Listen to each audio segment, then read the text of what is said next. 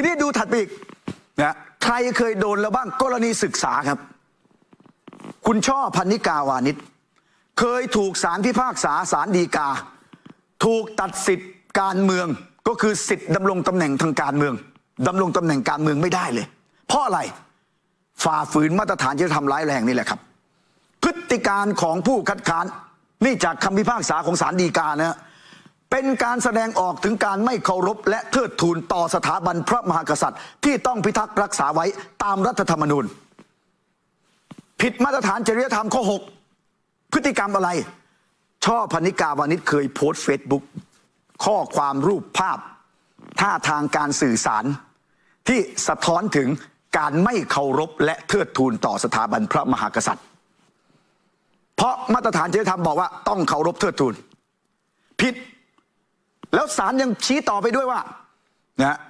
ฝ่าฝืนหรือไม่ปฏิบัติตามมาตรฐานจริยธรรมอย่างร้ายแรงตามรัฐธรรมนูญนะมาตรฐานจริยธรรมที่ผิดคือข้อ 6ดูถัดไปทีนี้ผิดข้อ 6นะโชคดีที่ศาลบอกว่ายังฟังไม่ได้ว่าเป็นการไม่ยึดมั่นและทำลงไว้ซึ่งการปกครองระบอบประชาธิปไตยอันมีพระมหากษัตริย์ทรงเป็นประมุขตามข้อ 5ผิดข้อ 6ไม่ผิดข้อ 5แล้วจึงยังไม่สมควรเพิกถอนสิทธิเลือกตั้งสิทธิไปกากบาทเลือกตั้งไม่เพิกถอนเพราะยังไม่ได้ผิดข้อ 5เพราะถ้าผิดข้อ 5นี่ร้ายแรงมากนะผิดข้อ 6แล้วโทษคืออะไรผิดข้อ 6นี่ศาลจึงชี้พิพากษาว่าให้เพิกถอนสิทธิสมัครรับเลือกตั้งของผู้คัดค้านคือคุณช่อตลอดไป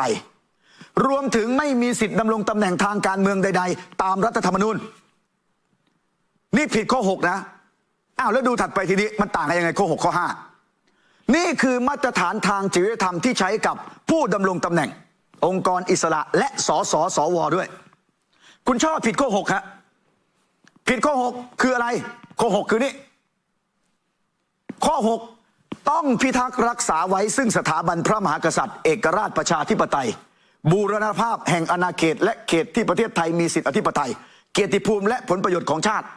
ความมั่นคงและความสงบเรียบร้อยของประชาชนนี่ข้อ 6คุณช่อผิดเพราะไอ้ที่โพสต์ไว้แล้วมาเป็นสสแล้วยังไม่ลบปล่อยให้มีการเข้าถึงอยู่เพราะฉะนั้นสะท้อนว่าไม่ได้พิทักษ์รักษาไว้ซึ่งสถาบันเพราะภาพก็ดีเนื้อความก็ดีสิ่งที่สื่อสารที่โพสต์ไว้ก็ดีมันแสดงออกถึงการไม่เคารพเทิดทูนจึงเข้าข่ายไม่พิทักษ์รักษาไว้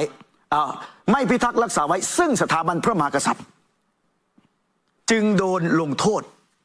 แล้วที่ศาลบอกว่าไม่ผิดข้อ 5ข้อ 5เขียนว่าอย่างนี้ครับต้องยึดมั่นและทำรงไว้ซึ่งการปกครองระบอบประชาธิปไตยอันมีพระมหากษัตริย์ทรงเป็นประมุขตามรัฐธรรมนูญแห่งราชอาณาจักรไทยแต่ทีนี้คุณช่อผิดข้อ 6แต่44 สสที่เสนอแก้112โดยซ่อนเร้นเจตนากัดก่อนบั่นเซาะทำลายแล้วล้มล้างการปกครองในที่สุดเนี่ยอาจเข้าข่ายผิดข้อ 5สิเอากลับไปดูเมื่อสักครู่นี้นะข้อ 5เมื่อสักครู่นี้นี่ต้องยึดมั่นและทำลงไว้ซึ่งการปกครองระบอบประชาธิปไตยอันมีพระมหากษัตริย์ทรงเป็นประมุขตามรัฐธรรมนูญแห่งราชอาณาจักรไทยแล้วศาลรัฐธรรมนูญวินิจฉัยว่าไงฮะล่าสุดล้มล้างการปกครองคำว่าล้มล้างนี่มันตรงข้ามกับทำลงไว้เลย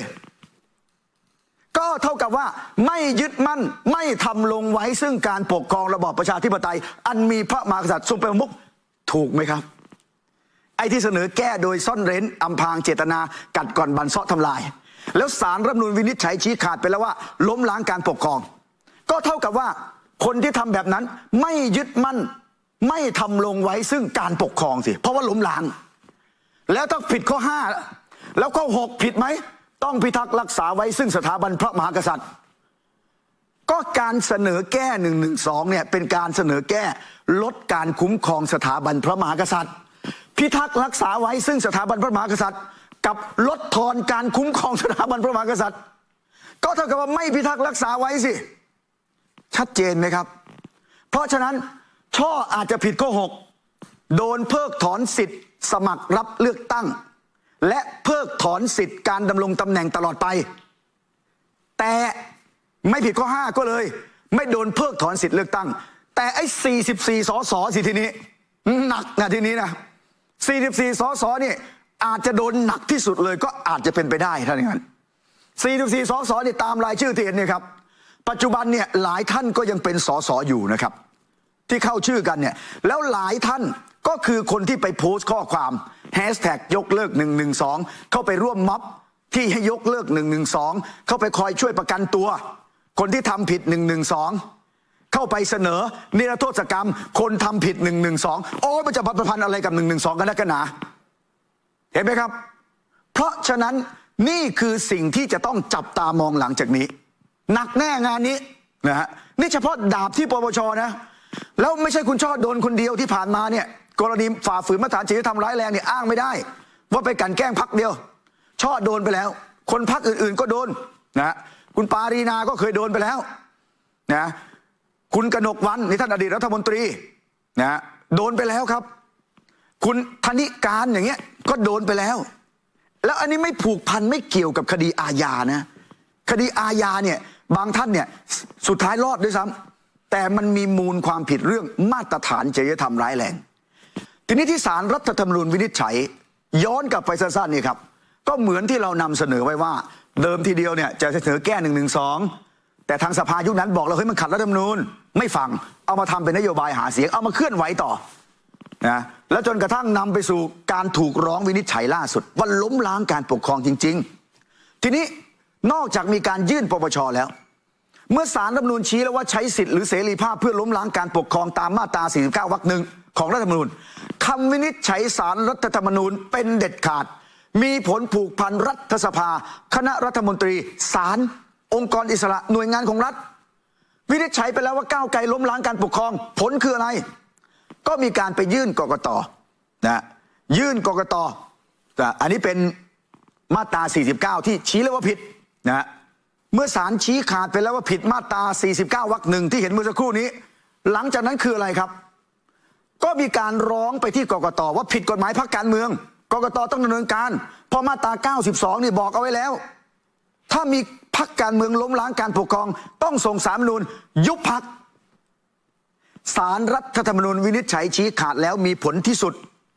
ผูกพันองค์กรอิสระคือกกตไม่ต้องไปไต่สวนอะไรเพิ่มเติมแล้วเพราะศาลรัฐธรรมนูญชี้ขาดไปแล้วว่าล้มล้างการปกครองไม่ต้องมีหลักฐานอันควรเชื่อได้ว่ามันยิ่งกว่าเชื่อได้ว่าอีกเพราะศาลรัฐธรรมนูญชี้ขาด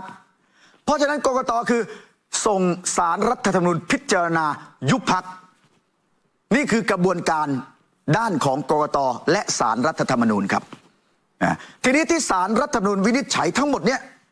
ประเด็นใจความสำคัญตอนท้ายน่าสนใจมากย้อนกลับไปฟังฮะแต่ทั้งนี้การใช้เสรีภาพจะต้องไม่ขัดต่อความสงบเรียบร้อยหรือศีลธรรมอันดีของประชาชนและไม่ละเมิดสิทธิหรือเสรีภาพของบุคคลอื่นด้วยซึ่งรัฐธรรมนูญมาตรา25มาตรา34ได้กำหนดกรอบ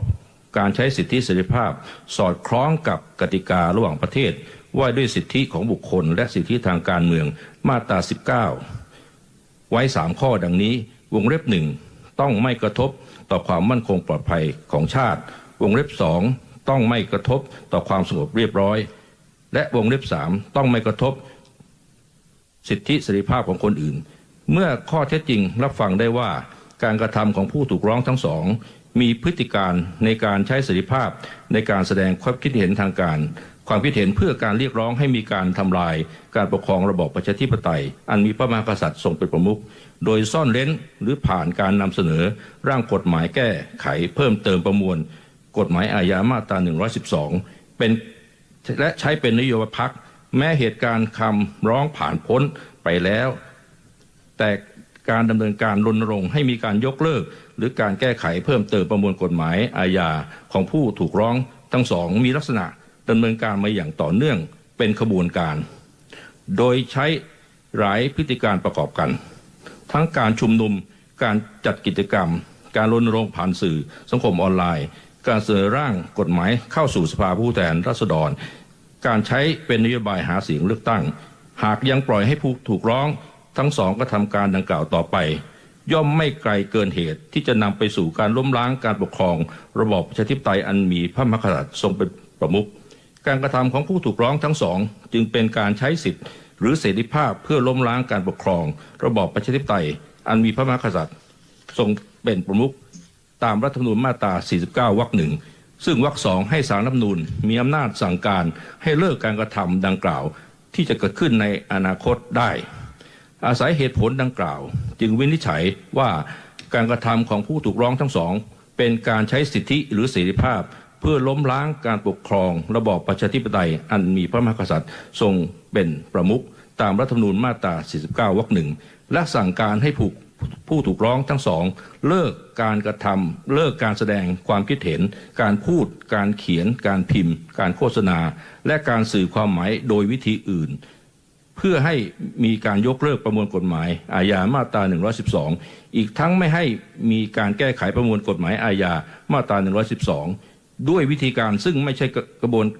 การทางนิติบัญญัติโดยชอบที่จะเกิดขึ้นต่อไปในอนาคตด้วยตามรัฐธรรมนูญมาตรา 49 วรรค 2 และพระราชบัญญัติประกอบรัฐธรรมนูญว่าด้วยพิธีพิจารณาของศาลรัฐธรรมนูญพ.ศ. 2561 มาตรา 74นั่นคือบางส่วนของคำวินิจฉัยศาลรัฐธรรมนูญนะครับล้มล้างการปกครองพรรคก้าวไกลนะผลที่ตามมาหลังจากนี้เป็นมูลเหตุมูลความผิดของอีกหลายคดีวันนี้ลากไส้ก้าวไกลล้มล้างการปกครองมาร่วมสนับสนุนท็อปนิวส์นำเสนอความจริงได้แล้ววันนี้เพียงกดปุ่ม Super Thanks แล้วเลือกจำนวนเงินตามที่ต้องการได้เลยครับขอบคุณครับ